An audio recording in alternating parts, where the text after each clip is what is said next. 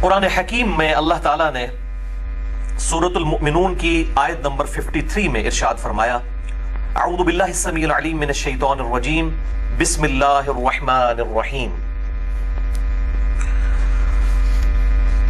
اگلی امتوں کا ذکر کرتے ہوئے کہ انہوں نے اپنے نبیوں کے جانے کے بعد ان کی تعلیمات کو کس طریقے سے ٹیمپر کیا اور آپس میں فرقوں میں بٹ گئے۔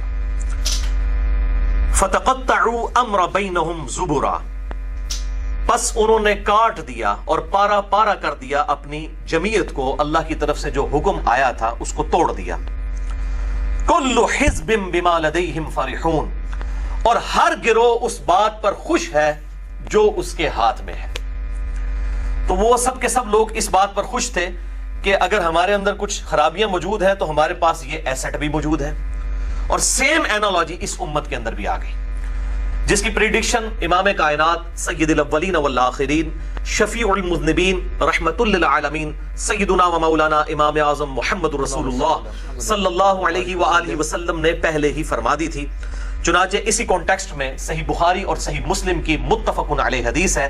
صحیح بخاری میں انٹرنیشنل نمبرنگ کے مطابق 3456 3456، صحیح مسلم میں 6781 اور مشکات میں بھی موجود ہے 5361، کہ آپ صلی اللہ علیہ وسلم نے ارشاد فرمایا، تم بھی اگلے لوگوں کی پیروی شروع کر دو گے، قدم بقدم بالشت بر بالشت، حتیٰ کہ اگلے لوگوں میں سے کوئی شخص گوہ کے سوراخ میں داخل ہوا تو تم بھی وہی کام کرو گے۔ صحابہ اکرام علیہم رضوان علیہم السلام نے پوچھا کہ اے اللہ کے محبوب صلی اللہ علیہ وآلہ وسلم، کیا یہ اگلے لوگوں سے مراد یہود و نصارہ ہیں، جیوز اور کرسچنز ہیں؟ تو آپ صلی اللہ علیہ وآلہ وسلم نے ارشاد فرمایا کہ اگر وہ لوگ مراد نہیں تو پھر کون سے لوگ مراد ہیں؟ یعنی جو خرابیاں یہود و نصارہ میں آئیں وہ اسی امت میں من و عن اسی طریقے سے آئیں گی۔ اب وہ اس آیت کو یاد کر لیجئے، سورۃ المؤمنون آیت نمبر 53، کل حزب بما لدیہم فرحون، ہر گروہ اس بات پر خوش ہے جو اس کے ہاتھ میں ہے۔ اور اس کی پریکٹیکل اپلیکیشن جو ہے وہ شروع ہی میں جو اسلام میں دراڑ پڑ گئی اس حوالے سے کہ ایک طرف اہل سنت اور دوسری طرف اہل تشیع آ گئے۔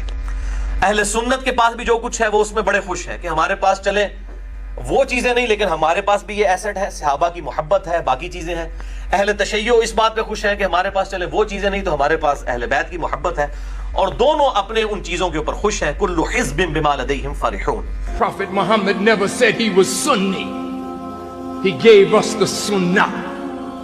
He never said he was Shiite, but through his daughter Fatima, he had Hussein and Hassan.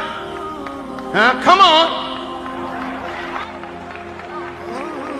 He never said he was Hanafi, Sufi.